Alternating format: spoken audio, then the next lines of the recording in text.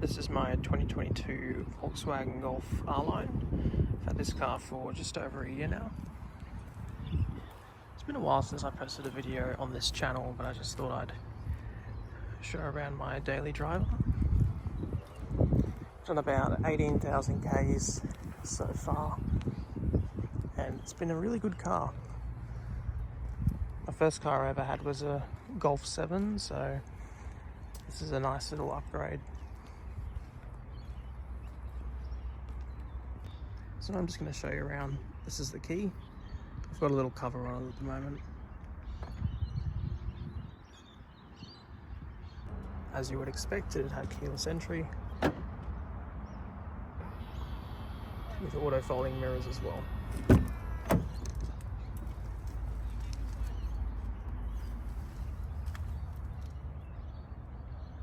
So it's got the R-Line sports bucket seats with the Alcantara and the sunroof.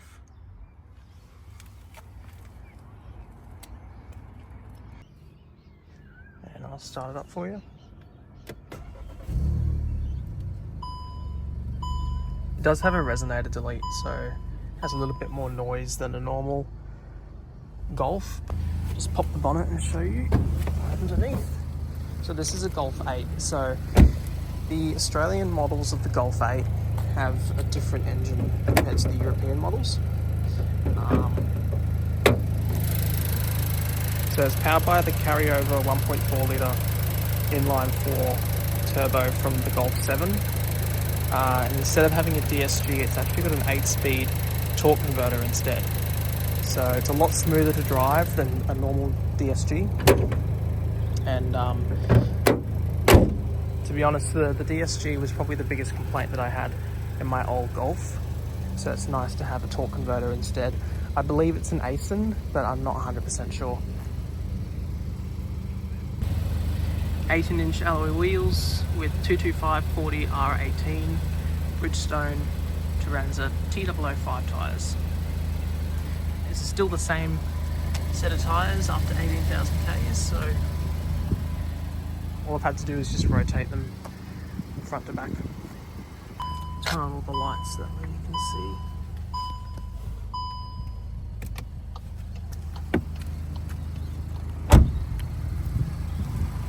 So I've really enjoyed this car so far. It's been a great daily driver. So this here's got the full LED headlights. These aren't the matrix lights, these are just the standard static high beam. It does have auto high beam, but none of the fancy matrix technology. And this is in Dolphin Grey, is the colour.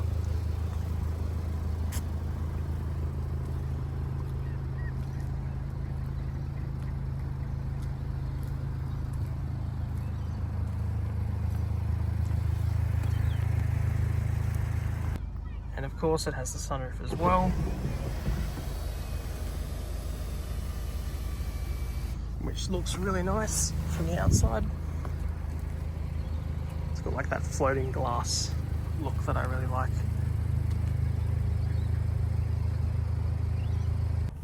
So it's got all the features that you would expect, obviously, from a new car. This is the new infotainment system from Volkswagen. The Golf 8.5 is coming out pretty shortly, which will have obviously a much bigger screen than this one. But this system gets a lot of criticism, but to be honest, I think it's fine. It's just these buttons that aren't lit up at night time. They are a bit of a pain to see, but you know, it's got all the menus and whatnot. So I just pretty much use Apple CarPlay most of the time, so I don't even use the actual system itself. The only thing I don't like though is that if you just want to change, you know, the aircon, you have to click the climate button and then actually go into the screen. And it always turns off recirculation. I don't know why. We live in a really smoky area. There's a lot of pollution around, so I don't know why. Like, it just lets the exhaust fumes straight into the car, or from other traffic. It's got the full digital instrument cluster as well, which is nice. I just leave it on the just the normal basic view like this, I like to see all the stats like the oil temperature, coolant temperature, and the driving data and stuff. So, but to give you an idea of fuel consumption, hang on. There you go, long term, 5.6 litres per 100 over 3,700 kilometres. So that's, you know, daily driving. It's a really, really economical car, considering it's not a hybrid. But no, I really, really enjoy it. This black plastic is really hard to keep clean, especially with dust, scratches, and everything else. So they changed it from like a satin, I don't know what you call that, but a more scratch resistant surface, and they put in this piano black, and it's really reflective in the sunlight, and it's just a pain in the ass. So I don't like that. Other cars that I was looking at while looking at this was the Hyundai i30 N-Line. I was also looking at the Mazda 3 G25 Stina, which is like the top of the range model here we've got in Australia. I ended up going with the Volkswagen just because I've owned a Volkswagen before. I really, really enjoy driving a Golf, and just the fuel consumption and the livability of having this car. The Mazda 3 apparently is pretty thirsty, that 2.5 litre. So yeah. Plus, actually, in Australia, the Volkswagen Golf holds its value really well compared to the Mazda 3 and the Hyundai. You got these little cup holders down here, 12-volt socket there as well, and then a little small armrest with the height adjustment as well. This car's got the standard sound system, so it doesn't have the Harman Kardon upgrade. It sounds like it's all right for normal listening, but if you want to if you enjoy your music each day, you're gonna want to upgrade to the Harman Kardon. This system, I actually regret not choosing it, and it doesn't have the heads-up display either, which was an option package, the Harman Kardon and the heads-up display, which I didn't get. Let's check out the back seat. Again, this like Alcantara on the door is really nice. You get all this nice little ambient lighting at night as well, which is nice. Same sort of seats in the back. The legroom's pretty good. That's my usual driving position, and it's now I'm 5'11", so not bad. 3-zone climate control, which is pretty nice. Center armrest, 3 cup holders, and really nice big windows that I think they go all the way down. I'm not sure. No, they don't.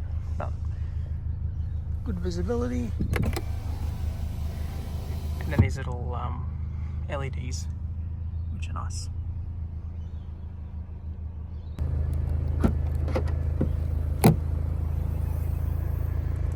Decently sized boot with an LED map light in the back, and then a space saver under there as well.